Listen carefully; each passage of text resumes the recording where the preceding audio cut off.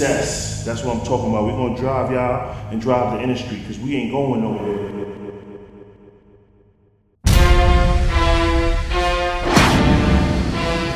You gotta eat, sleep, and shit producing, you know what I'm saying? To all the producers, stay original. You will get your spot. You gotta really, be ready for war. It's dishonest people out there. It's gonna happen.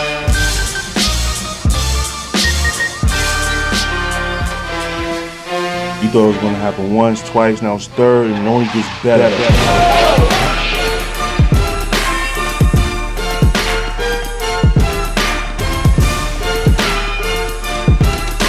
So you got to get down to this convention every year. It's annual right now. It's one of the most relevant things that's going on in the industry right now, because they pay attention to the backbone, the vertebrae, the younger generation coming up, passing down this game, this information, nurturing their brains. A lot of cats never had, a place to get that knowledge, to be around these legends, and just to intertwine with all their peers. So, to all you producers out there, if you feel like you got more than one hot MC, and y'all are really,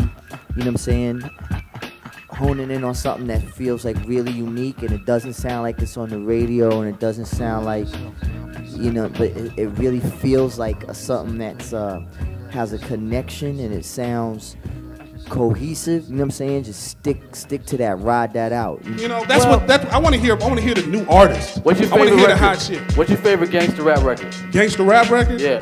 I'm not really a gangster rap dude. But I will whoop a motherfucker's ass. Okay, but so I like R&B. What's your favorite record? I like R&B. It's just definitely amazing to have all these great producers and up-and-coming producers in one room. Excuse me, thanks to don't Shop. interrupt. High Tech. Pete Roxy, 40 Glocks, Zulite. You see what I'm saying? You see how they just slide through? Tech. Nipsey. Look at that. Y'all know who this is, man. I'm waiting in line. I need my issue, cuz. Can't turn the album without a High Tech record. And it's just been amazing. And he needs to keep going and going. He needs to try to do this in every state or around the world. But it's an amazing, amazing event. You still got to do the grassroots, but you just got to adapt with the change and hit the internet also. But never forget that promo stuff. If you have the opportunity to go around city to city and you have the money or the tour, then you go out there and touch hands. You see Nipsey, he's touching everybody's hands. He'll never change because of where he comes from. He ain't going to have 20 security guards. You can't touch him. So you got to go out there and touch, shake hands, stop at the radio station. There was radio stations we couldn't get in, but guess what? We got in. Because you don't know what this person has gone through the past 2-3 hours for you to label him a bullshitter or whatever opinion you may have. The goal is to meet as many people as you can, whether you like them or not. Yeah. Half the time you do business in this game with people you fucking hate.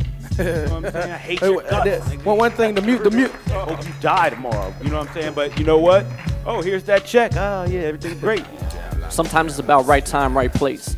You might catch us on the wrong day. We might be having our own situation, our own problem, our own headache that we're dealing with, and may not have time to really listen to you at that moment. But that doesn't mean that you quit or that you give up at that point. You come right back, because it's true. It does not happen overnight, and getting placements sometimes is just a little bit of luck involved in it also.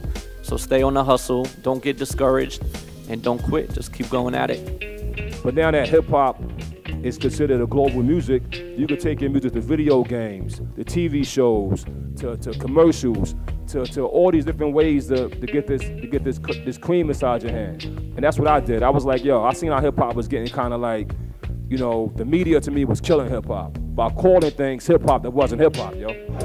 Amazing energy. Had about 50 or 60 incredible conversations with some hungry producers. What more can you ask for? You can't get that in the book, homie. Styles P video. I don't know if you guys seen the Blow Your Mind video with Swiss Beats.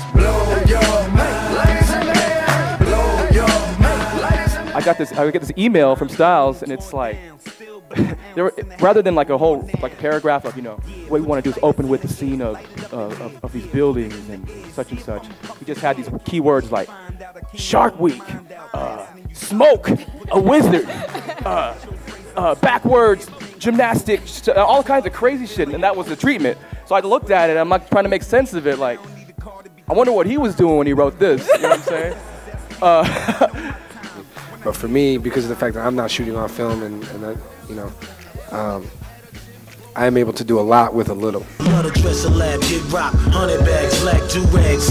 the more that I get, the bigger I go. You know what I mean? As far as like, you know, the $1 million budget is, you know, long gone. So Kanye and I got into this argument on a radio show, right, about auto-tune. And I said, hey man, at some point that shit is getting played out, in my opinion. You know, and then we work on radio. I play records and I gotta play it. You gotta play the hits. I get that, but damn, do people have any shame? I don't mind what you did with it, but it's every Tom, Dick, and Harry jumping on that shit, and they don't sound good at it. Kanye told me, hey man, let them do what they want to do. If that's how they want to create, let them create like that. There's a point there too. How do you guys feel? You guys create sounds, you innovate styles, you try to create movements, and then somebody jump on your stuff. And I'd say this to you guys to encourage you to be as innovative as possible. Make music that's going to resonate with an audience, but do it your own way. Anybody could jump on that. Just, I want you to jump on it too. I just want to say, like, if you listen to Parliament Funkadelic, like mid-70s, early 80s, Roger Troutman records, you know, they was doing this already, you know what I'm saying? You know, a lot of stuff that was done back then always kind of gets recycled into today's music, and what T-Pain kind of brought back was already done in the 80s. It was already being done. You got to listen to More Bounce to the Ounce or Computer Love. That's the same shit, you know what I mean? And, you know, it's not nothing new, you know what I'm saying? A lot of people that do it now, only T-Pain I think I like the best doing that, you know what I'm saying?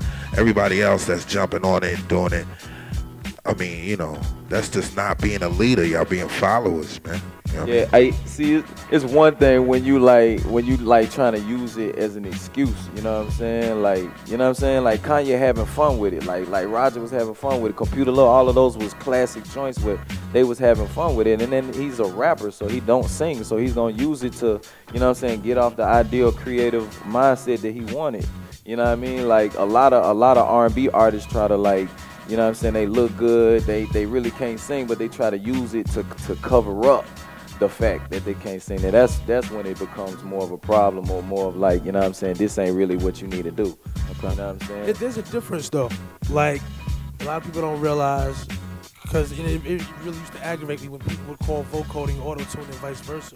It's two completely different things. Break that down. You know, like, vocoding is actually, you're sitting there talking into a mic or into a headset, and you have to actually sit there and play the notes of what you want to be sung. You know what I mean? Like, so that's a lot different from going into a booth, putting your record or setting the plug in to be in the key of D sharp, and then just going in and singing. You know, like, and I'm not. To me, it's there's no.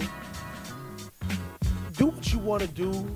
Put your own twist on it, but it's like what I was saying before about DJing and producing. People are gonna see through it eventually. So, you know, whereas T-Pain gets credited for bringing it back, even though the reggae artists were doing it for years before that, and Cher and J-Lo and everybody else was doing it before that, he brought it to the lane that he brought it to, and it worked out for him.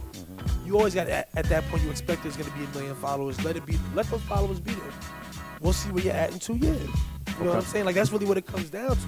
Some people will be here, some people won't. You know, some older artists, the biggest problem I have with it sometimes when you have older, respected artists who can sing and don't need it, use it extensively all of a sudden, like in a comeback or something like that.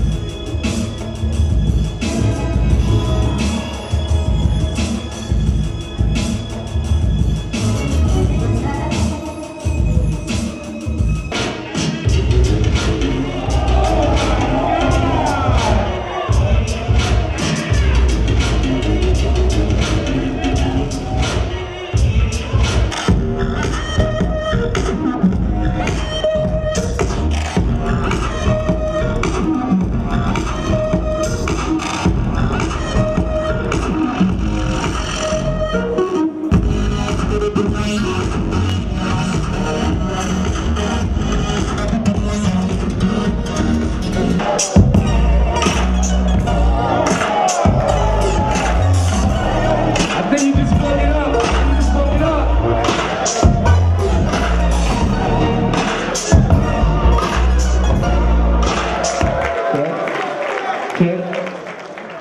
Who's feeling my man Billboard?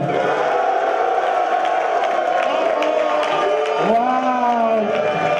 Give it up to Billboard, y'all. Clap your hands to Billboard, y'all. Billboard got the board. Four? I thought you said 3. Next one.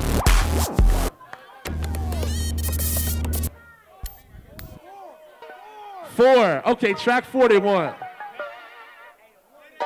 Gonna be a fight up here, man.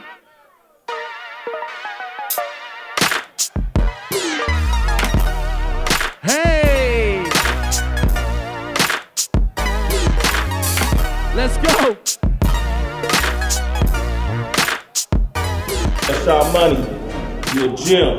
You're doing a good thing for these kids and for this industry. Keep it popping, homie. I got your back. It's a movement, man. I move with a movement. I move with motivation. I like to inspire.